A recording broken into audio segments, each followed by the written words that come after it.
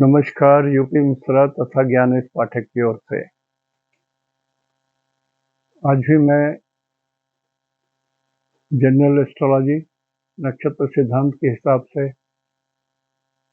कुछ मज़ेदार टिप्स और राहु के बारे में भी कुछ चर्चा हो जाएगी। जैसा मैंने कहा है कि जब भी कुछ बोलने लगिए राशिफल वगैरह, तो कुंडली जरूर बना लीजिए। जैसे आज 27/12/23 की हमने कुंडली बनाई है और इसमें अभी आकाश में मंगल और शुक्र एक साथ हो गए हैं। मंगल अभी भी जले हुए हैं, बुध भी अभी जले हुए हैं, शनि में बल है, गुरु अभी बकरी है, डायरेक्ट होने में 2-3 दिन लग जाएगा और चंद्रमा 3 में है, अभी आर्द्रा नक्षत्र में, राहु के घर में है। घूम फिर के भी राहु ही आ जा रहे हैं, ईश्वर की कृपा ऐसी है। कुछ तो बताना चाहता हूं तो वही आ जाता है। तो ये 27 तारीख आज से पौष माह शुरू हुआ। इसको पुराने जमाने में नारायण महीना बोलते थे हम लोग। नारायण महीना, केशव महीना वगैरह वगैरह, इस तरह से नारायण के नाम पर ये सब नाम हुआ करता था और रिजल्ट भी नारायण के हिसाब से ही होगा। तो पुष माह जो है, इस माह में आप एक चीज लक्ष्य कीजिएगा, जिसके कुंडली में गुरु और बुध अच्छे होंगे उनके लिए कुछ, जितना मैं अच्छा या बुरा बोलूंगा तो उसको न्यूट्रलाइज समझ लीजिए, अच्छा बोलूंगा तो बहुत अच्छा होगा।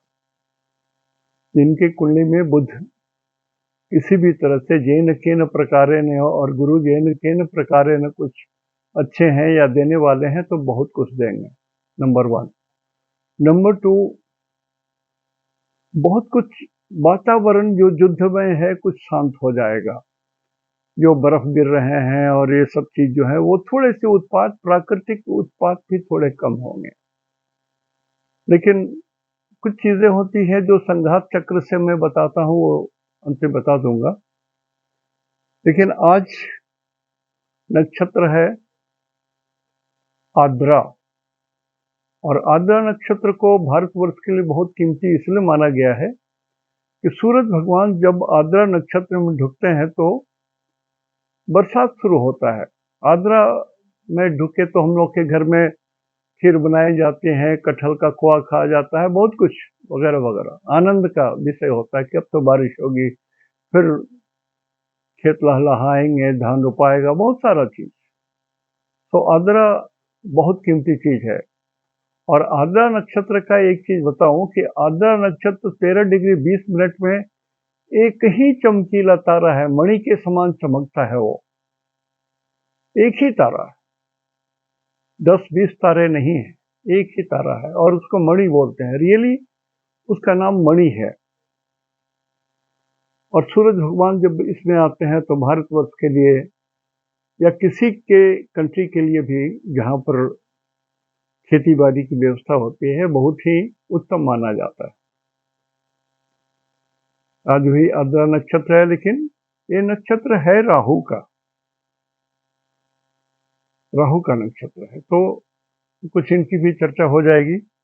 जैसे नक्षत्र सिद्धांत से कुछ बातें मैं बता देता हूं कि ये मेरे अपने नोट्स हैं छोटे छोटे,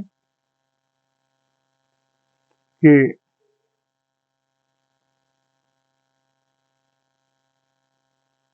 अब जैसे खेल होता है तो उसका भी एक मस्कट होता है। आ जाइए। तो हर चीज का एक प्रतीक होता है जिसको सिंबल बोलते हैं हम लोग। आद्रा नक्षत्र का सिंबल है ह्यूमन हेड पूरा, और दूसरा सिंबल है आंख से गिरते हुए टपकते हुए आंसू, अब उसको वर्षा कह लीजिए या आंसू बोल लीजिए, ये प्रतीक है आद्रा नक्षत्र का, राहु का नहीं, आद्रा नक्षत्र का है ये। और इस नक्षत्र की एक और खास विशेषता है कि इस नक्षत्र में जिनका जन्म होता है, चंद्रमा जिसमें है, तो उस व्यक्ति के मन में डिजायर्स बहुत होते हैं, कामनाएं बहुत होते हैं, निगेटिव भी और पॉजिटिव भी। यदि अच्छे संस्कार वाले घर में जन्म लिए हैं और बचपन से आपको संस्कार सिखाया गया है, तो yes, you can reach up to the door of the God. लेकिन भटकने के बहुत रास्ते हैं। राहु का नक्षत्र होने के कारण इसमें भटकने के भी बहुत रास्ते होते हैं। तो इसमें एक आध बात और मैं बोल देना चाहता हूं कि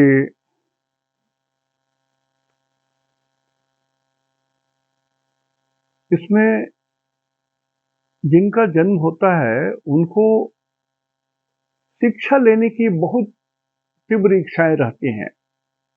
जैसे यदि मेडिकल वगैरह में चले जाएं तो टॉप क्लास के हो जाएंगे, तो वो एक इच्छा होती है। कहीं कहीं नोट कर लीजिए, जो एस्ट्रोलॉजी के प्रति रुचि रख रहे हैं, नोट कर लीजिएगा।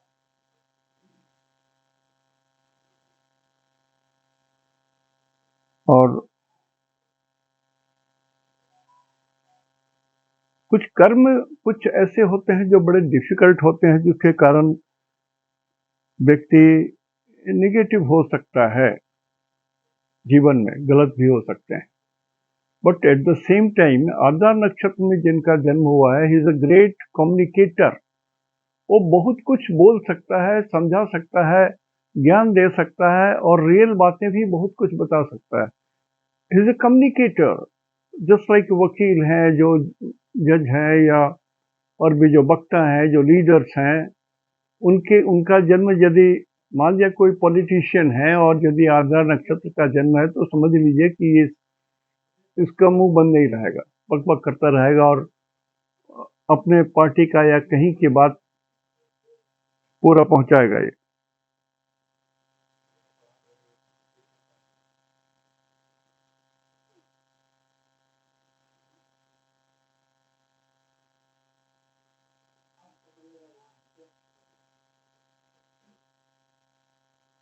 दूसरा कि इसमें जो लोग आद्रा नक्षत्र में जन्म होते हैं, सारी चीजें मुझे भी याद नहीं रहती अब, लेकिन हाँ, इसलिए कभी कभी नोटबुक का भी सहारा ले लेता हूं मैं। ये आदमी एक राइटर हो सकता है, कम्युनिकेटर हो सकता है, और टीचर हो सकता है, प्रोफेसर हो सकता है, जहां पर बोली की कीमत बहुत ज्यादा हो, बोली की कीमत बहुत ज्यादा हो। और ये आदमी हॉस्पिटल वर्क में भी होगा, या डॉक्टर भी हो सकता है, या डिजीज से रिलेटेड कुछ चीजें हैं वो इसके बिजनेस में आ सकते हैं, सोशल सर्विस दे सकता है। और एक पिक्यूलियर बात ये होती है कि यह आदमी डॉग नहीं, मेल नहीं, फीमेल डॉग के प्रति ज्यादा आकर्षण रखता है। मतलब वो पालेगा तो फीमेल डॉग ही पालेगा, और उसे यदि बेनिफिट होगा तो फीमेल डॉग का ही बेनिफिट होगा। मान लीजिए कुछ लोग व्यापारी हैं या कुछ करते हैं इस तरह से, तो एस्ट्रोलॉजी एक समुद्र है, बहुत सारी बातें होती हैं। मैं उतना बोलूं तो जो मेन बात बोलना चाहता हूं वही पीछे रह जाएगा।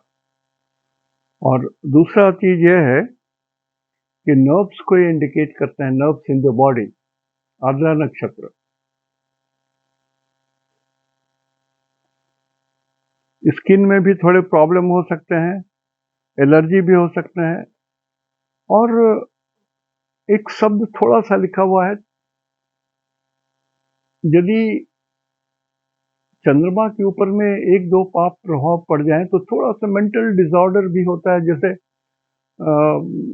हमेशा उदास रहने की प्रवृत्ति होती है, कुछ लोगों की नेगेटिव साइड की प्रवृत्ति होती है, हर चीज में कुछ न कुछ नुक्स निकालते हैं, इस तरह की भी प्रवृत्ति हो जाती है। लेकिन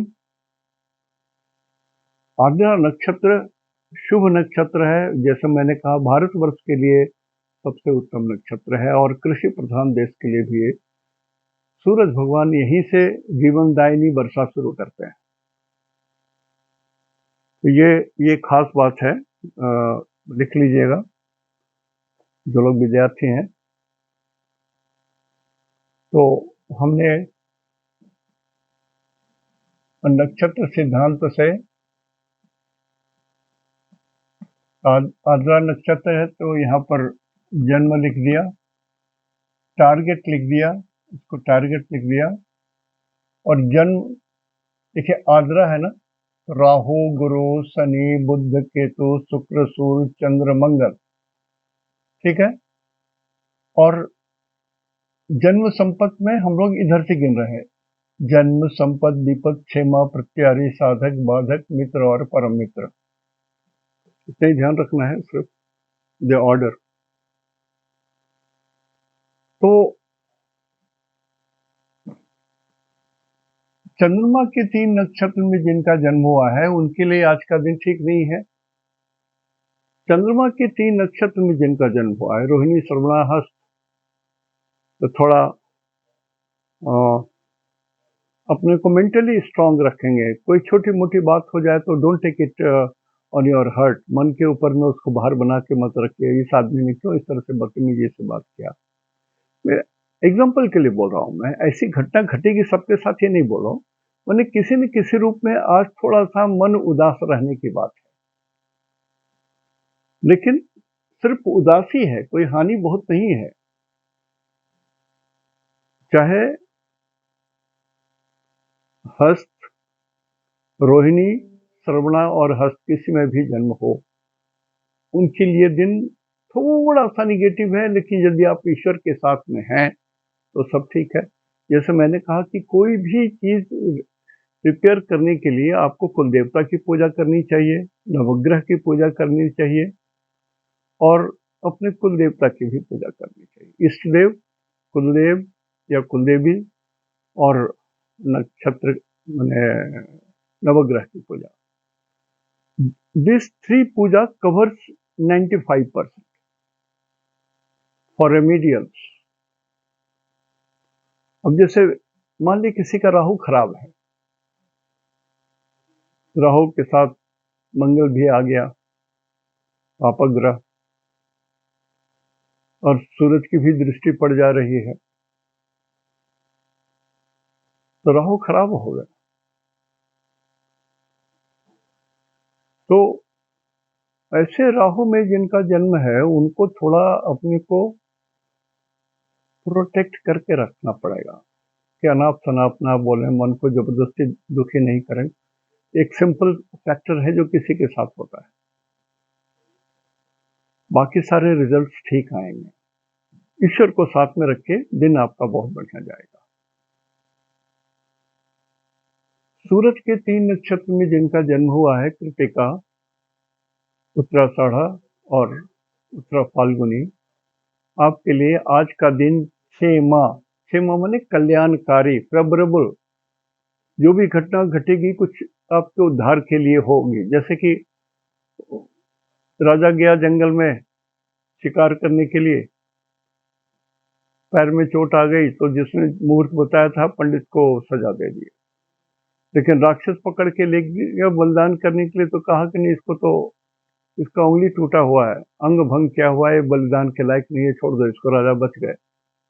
तो राजा को समझ में आया कि नहीं पंडित जी तो ठीक ही मुहूर्त बताए थे, नहीं तो मैं मर गया रहता, सब कुछ ठीक ठाक रहता। तो उसी तरह से ये सूरज भगवान आज आपके कैसे भी होंगे ना, मान लिया बॉस आपका डांट रहा है, बॉस आपके इमीडिएट तो सूरज बोलता है तो डांट ही रहा है या आपको ह्यूमिलेट कर रहा है, तो समझ लीजिए कुछ हानि नहीं होगा, इसका एंड रिजल्ट जो है वो आपके लिए पॉजिटिव है।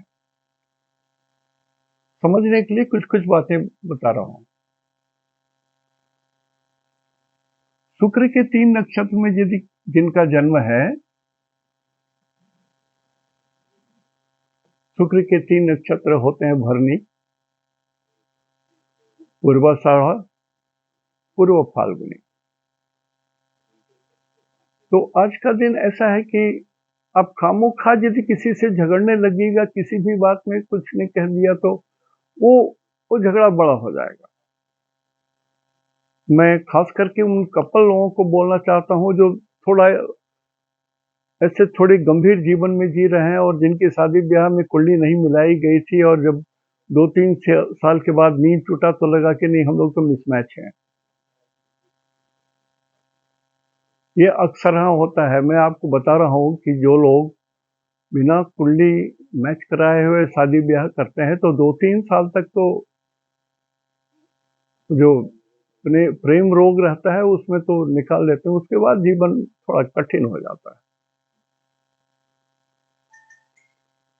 तो शुक्र के 3 नक्षत्र वाले लोग बहस ना करें, एनिमिटी मोल ना लें किसी से, बाकी सारा काम नॉर्मल रहेगा, उसमें कहीं कोई कमी नहीं है।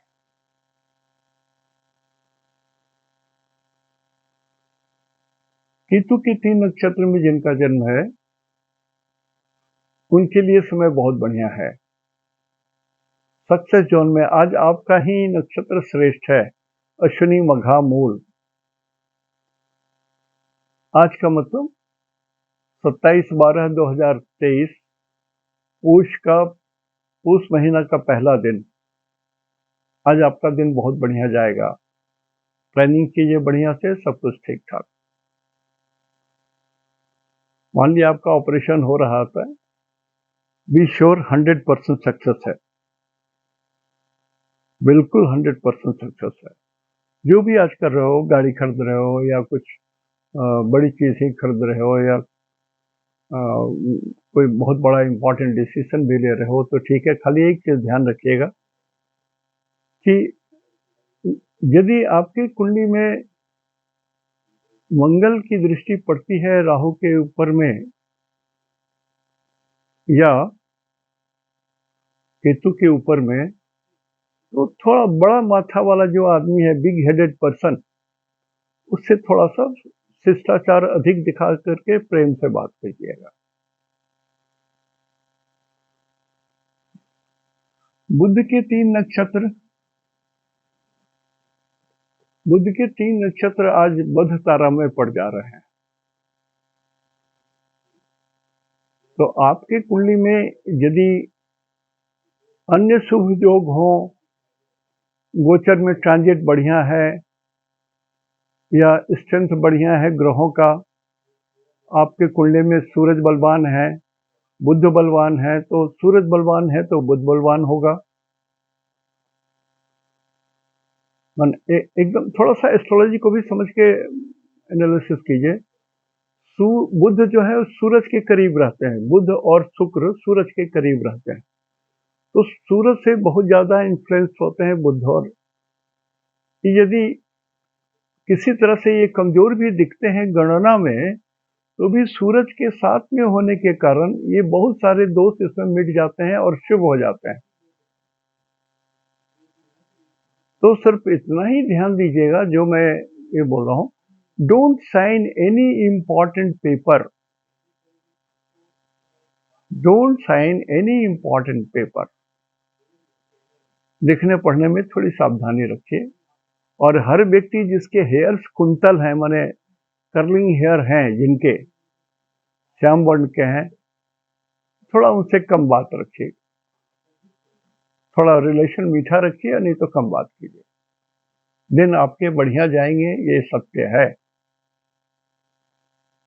बुध के 3 नक्षत्र, आश्लेषा, ज्येष्ठा, रेवती। शनि के 3 नक्षत्र फेवरेबल है आपके लिए, पुष्य, अनुराधा, उत्तरा भाद्रा, समय फेवरेबल है आपका। और गुरु के 3 नक्षत्र ये और भी फेवरेबल है, विशाखा, उत्तरा भाद्रा, पुनर्वसु, बहुत बढ़िया समय है, जस्ट एंजॉय कीजिए। तो ये एक जनरल नक्षत्र सिद्धांत के हिसाब से है, लेकिन ये मान के चलिए कि जिनकी कुंडली में बुध यदि आपका शुभ ग्रह में आता है, चाहे लग्नेश है आपका, लग्नेश जो है सदा सर्वदा शुभ होता है। जिनका जन्म 3 नंबर से हुआ है या 6 नंबर से हुआ है, तो बुध उनके स्वामी होंगे। तो लग्नेश 90%, चाहे वो 4 नंबर हो, 3 नंबर हो, जिसका जो भी हो, लग्नेश को कहा गया है कि it will be very auspicious. एक लाइन है एस्ट्रोलॉजी में, लग्नेश सदा सर्वदा शुभ होता है, चाहे उसकी दशा चल रही हो या अंतरदशा चल रही हो, या जेन केन प्रकार ने यदि इन्फ्लुएंस कर रहे हैं, तो रेयर केस में ही अशुभ होते हैं, अदरवाइज सदा शुभ होते हैं। तो आज लगभग दिन ठीक है, और गुरु के 3 नक्षत्र में भी जिनका जन्म हुआ है, उनका भी थोड़ा भी टेढ़ा मेढ़ा हो गुरु, तभी भी आज आपको अच्छे रिजल्ट मिलेंगे। पूरे पूष महीना भर, पौष महीना जो जितना है 14 से 14 मिनिमम रख लीजिए, तो बुध का और गुरु में जिनका जन्म हो, 1 महीना आपके लिए बहुत बढ़िया है, बहुत बढ़िया है, बहुत बढ़िया है। यूटिलाइज तो कीजिए, इसके ऊपर निर्भर करता है हाउ यू यूटिलाइज। तो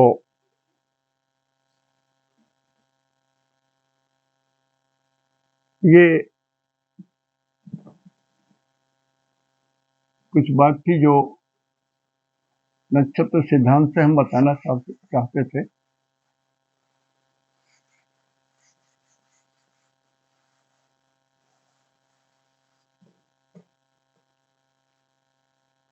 देखिए,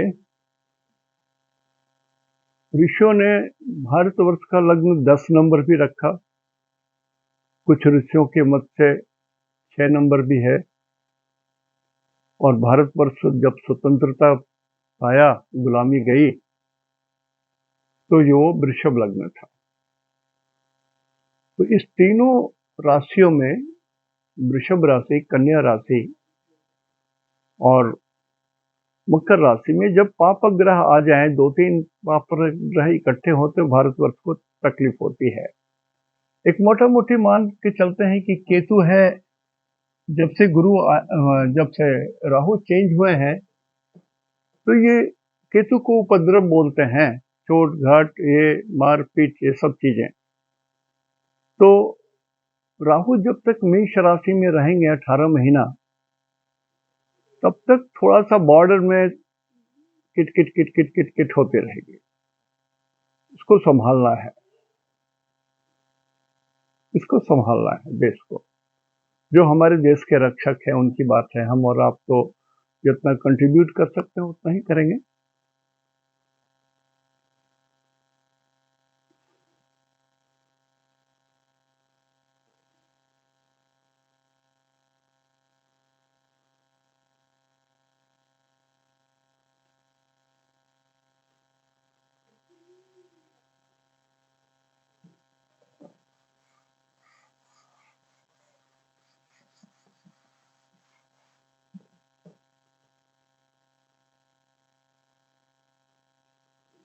कुछ लोग,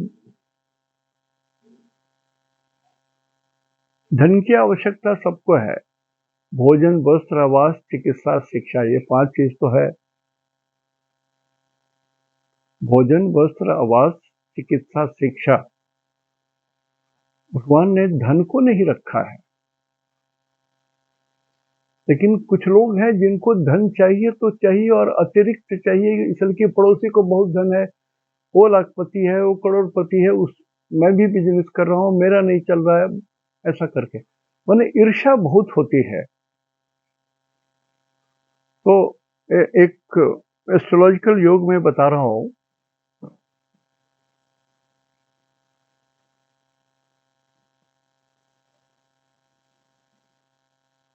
यदि आपकी कुंडली जो मैं बोल रहा हूँ उसमें मैच करती है, बहुत सारी चीजें हैं, थोड़ी सी कभी कभी चुटकी भर कुछ चीज परोसने का मन हो जाता है।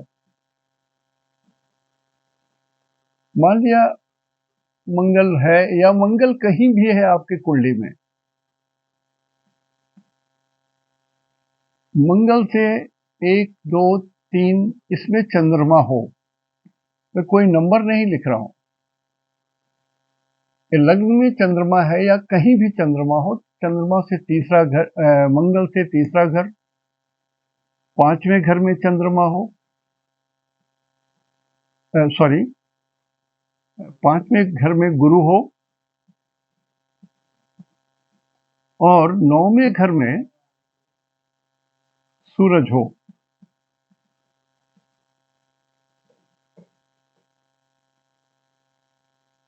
तो बहुत जगह हमको पढ़ने को मिला और हमने इसका नोट भी रखा था। जीवन में 2 बार हमको ऐसे लोग मिले। ये आदमी धनी होगा, सत्य है, महाधनी होगा, सत्य है, लेकिन महाधनी में भी लिखा हुआ है कि ये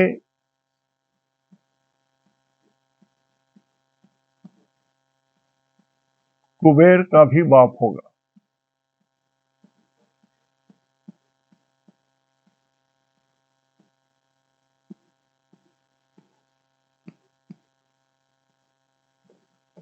कुबेर के भी बाप है ये आदमी जिनकी कुंडली में मंगल से तीसरा चंद्रमा, मंगल से 5वां गुरु और मंगल से 9वें सूरज। मैंने अपने लाइफ में 3 आदमी को देखा था, जिसमें वो इनिशियल स्टेज में पढ़ाई कर रहे थे, तभी हमने कहा था कि ये तो बहुत धनी होगा। तो बोले कितना धनी होगा सर, हम लोग मीडियम क्लास के आदमी। हम कहा इतना धनी होगा कि लोग बोलेंगे कुबेर का भी ये बाप है। बाप शब्द नहीं लिखा हुआ है शास्त्र में, लेकिन समझने के लिए शब्द यूज कर रहा हूं कि यदि ये 3 एक कॉम्बिनेशन मिलता है, मंगल से तीसरे में चंद्रमा, 5वें में गुरु और 9वें में सूरज, तो महाधनियों का भी धनी होगा ये, चक्रवर्ती ऐसा, या सरल भाषा में बोले कुबेर का बाप होगा। मिला के देखेगा इसको। और जो लोग सीख रहे होंगे, कभी ऐसी कुंडली मिल जाए तो नोट कर लीजिएगा, और भी उनके पूरे ग्रह का स्ट्रक्चर नोट कर लीजिएगा। जो भी आप जानकारी इस व्यक्ति के संबंध में मिले, शॉर्ट नोट्स बना लीजिएगा, कारण कि ये हर हालत में, चाहे ये गरीब के घर में या भिखारी के घर में जन्म लिया हो, लॉटरी खुलेगी। साधारण आदमी हो, कोई बिजनेस नहीं करता है, तो लॉटरी तो खुलेगी। या ऐसा आदमी लॉटरी लेता है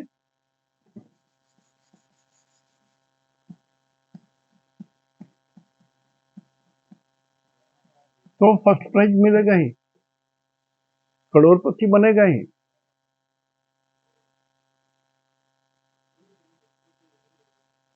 ये एक जस्ट टिप्स के तौर पर दिया। ऐसे कुछ कुछ कोशिश करूंगा दे दूं, लेकिन एक चीज, क्योंकि अभी मैरिज का पीरियड है, इसलिए मैं एक चीज बताना चाहता हूं।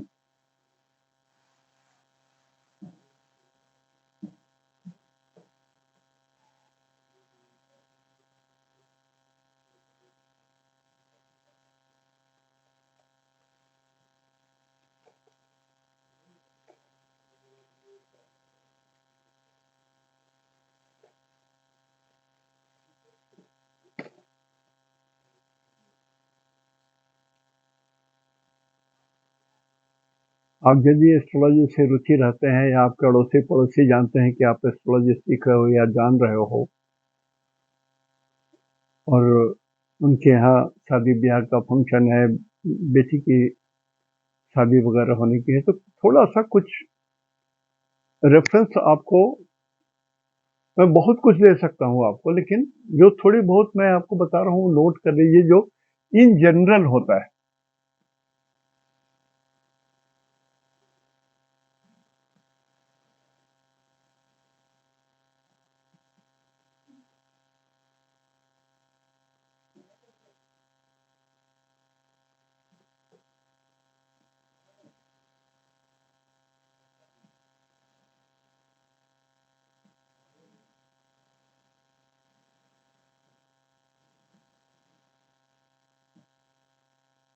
इसमें इस घर में राहु हो,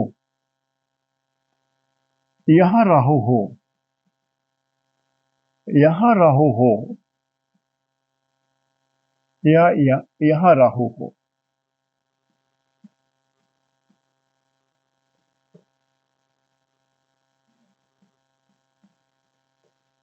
चाहे लड़के की कुंडली हो या लड़की की कुंडली हो,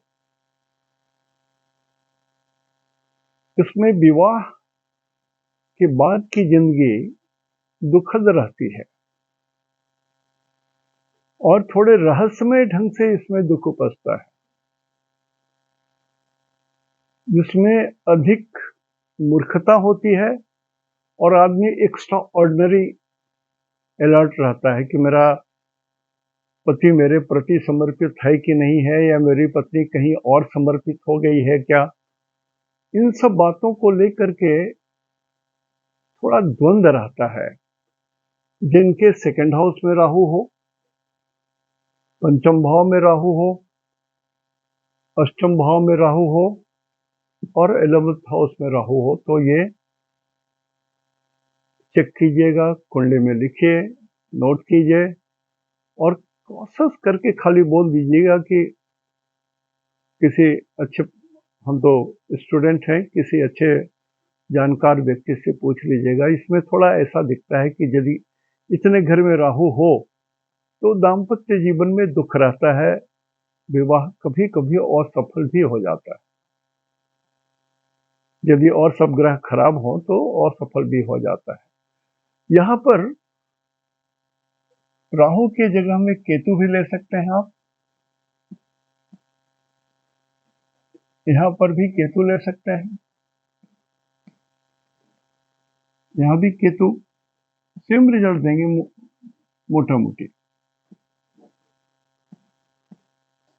तो लग्न से दूसरे घर में राहु रहे या केतु रहे, लग्न से 5वें घर में राहु या केतु, लग्न से 8वें घर में राहु या केतु, या 11th हाउस में राहु या केतु,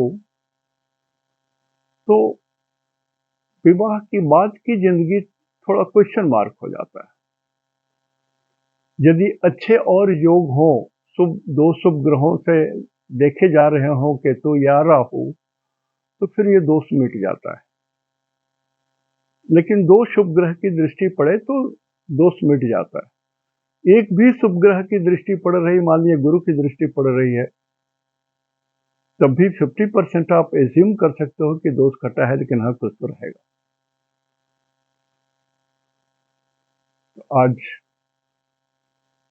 यहीं तक, और फिर मौका मिलता है तो बात करूंगा। होता क्या है कि कभी कभी ऐसी स्थिति आ जाती है, लगातार 3-4 दिन से ऐसी स्थिति बन गई कि मैं बोर्ड निकाल दिया, सब कुछ हो गया, लेकिन बात नहीं कर पाया। कारण कोई न कोई ऐसे व्यक्ति आ जाते हैं जिनको हमको पर्सनल अटेंशन देना पड़ता है, चाहे वो एस्ट्रोलॉजी के लिए हो या सामाजिक व्यक्तित्व के कारण हो। ऐसी भी परिस्थितियां आ जाती है, गृह कारण नाना जंजाला। और जो ईश्वर भेजते हैं, जिनको अतिथि हैं, अतिथि हैं। ऐसी स्थिति होने के कारण देर हो जाती है हमको, लेकिन मैं आपके साथ हूँ, चिंता मत कीजिएगा। दिन भर में जब समय मिलता है तो काम कर ही लेता हूँ। बहुत लोग जिन्होंने रजिस्टर में लिखवाया है, बहुतों की कुंडली, लगभग 90% लोगों की कुंडली बन गई है। हमको 9 से 9:30 के बीच में एक ही कुंडली एक दिन में देखता हूँ, तो 9 से 9:30 के बीच में कभी कोई आदमी बता देंगे कि आज मैं खाली हूँ, कुंडली रेडी है, तो हमसे बात कर लीजिए, तो मैं बात कर लूँगा। यदि आपने पैसे जमा कर दिए हैं तो आप हमको बोल दीजिए कि सर हमने पैसे जमा कर दिए हैं, ऐसे स्क्रीनशॉट भेज दिया था।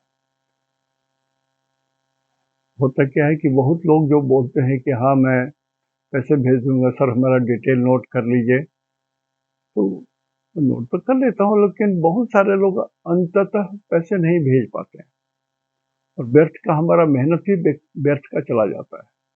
बिकॉज वो लोग हाफ इंटरेस्टेड है, ईश्वर से भी थोड़ा कम उनका सामना पड़ता है, बिल भी नहीं करते हैं लोग।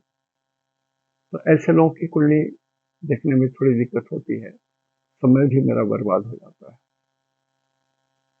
और पहले भी बोल चुका हूँगा कि कुछ विभाग ऐसे हैं जिनकी कुंडली मैं नहीं देखता।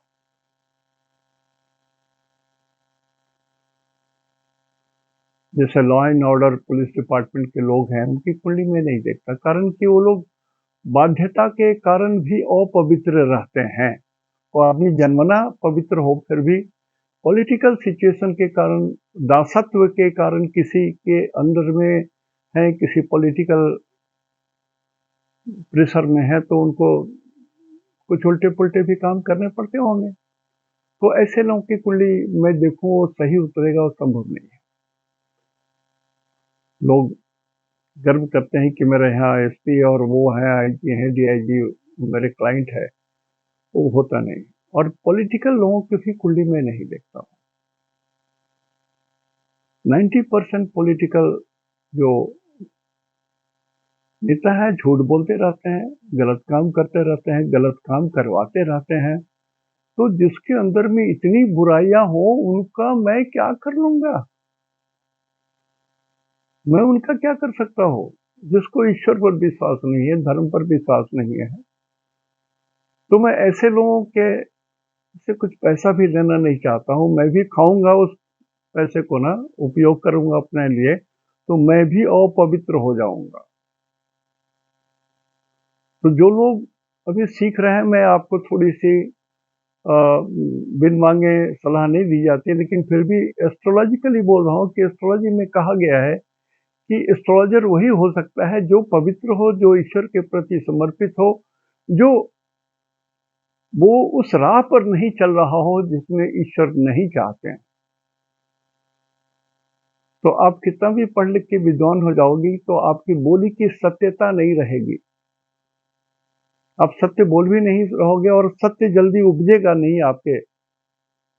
अब बहुधा कीचड़ में कमल निकलता है, वो अलग बात है, वो it is exception to the rule. लेकिन थोड़ा पवित्रता मेंटेन कीजिए। जो लोग सीख रहे हैं उनको बोल रहा हूँ, बहुत दिन से आप लोग हमारे साथ बहुत लोग जुड़े हुए हैं, 8-10 साल से जुड़े हुए हैं, उनके लिए बात कर रहा हूँ। क्यों बोल रहा हूँ? अभी देखिए,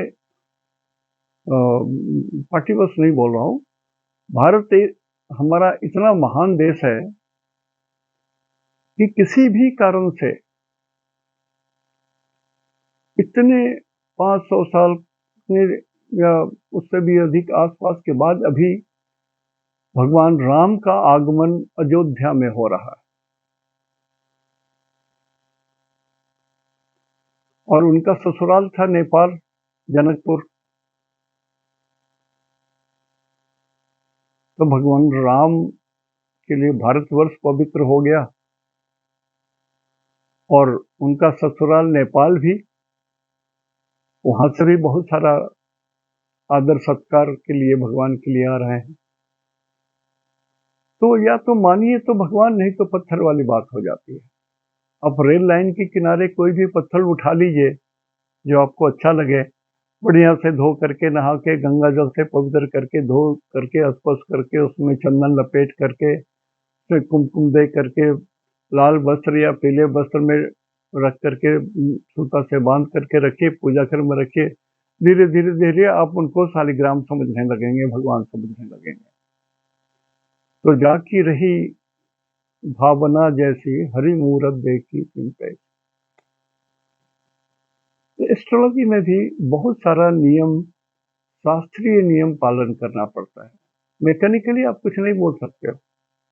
चाहे पहला क्वेश्चन लोगों का, मेरी कभी नौकरी कब होगी, मुझे धन कब मिलेगा, तो हमने एक कुंडली दिखाई आपको ना, टिप्स दिया, करोड़पति के बाप, और वो भी किससे? मार्स से, मंगल से। मंगल से चंद्रमा तीसरे, मंगल से चंद्रमा 5 में, गुरु 5 में, मंगल से 9 में सूरज। मंगल ये इतना क्रोधी तामसिक ग्रह है। तब ऐसी स्थिति हो तो आदमी करोड़पति का भी बाप हो जाएगा। ऐसे बहुत सारे योग हैं। तो कुछ इंटरेस्टिंग समझने के लिए हमने कहा, मान लीजिए किसी का सिर्फ एक मंगल से तीसरे में चंद्रमा है। अब आप एनालिसिस कीजिए, मंगल तो पुरुषार्थ को बोलते हैं, शक्ति को बोलते हैं, सामर्थ्य को बोलते हैं, यश कीर्ति को बोलते हैं, और चंद्रमा आपके पर्सनैलिटी हाउस, थर्ड हाउस में आ गए, तो वो व्यक्ति का जो अपना पर्सनैलिटी है, अपनी जो शक्ति है, जो सामर्थ्य है, तो चंद्रमा के कारण बहुत ऊपर उठेगा। चंद्रमा और मंगल तो मित्र होते हैं। तो उसी तरह से गुरु भी एट द सेम टाइम गुरु भी उसके 5th हाउस में हो तो देख लीजिए, और सूर्य भी 9th हाउस में हो, तो मतलब ऐसा आदमी यदि करोड़ों का लॉटरी खरीदे तो उसको लॉटरी लगेगा तो लगेगा, ये सत्य है। चाहे जब लगे, 2 रुपये का भी खरीदो, लेकिन टिकट तो खरीदो यार। देश का खरीदो, विदेश का खरीदो, परदेश का खरीदो, जहां से भी खरीदो, लॉटरी मिलेगी आपको।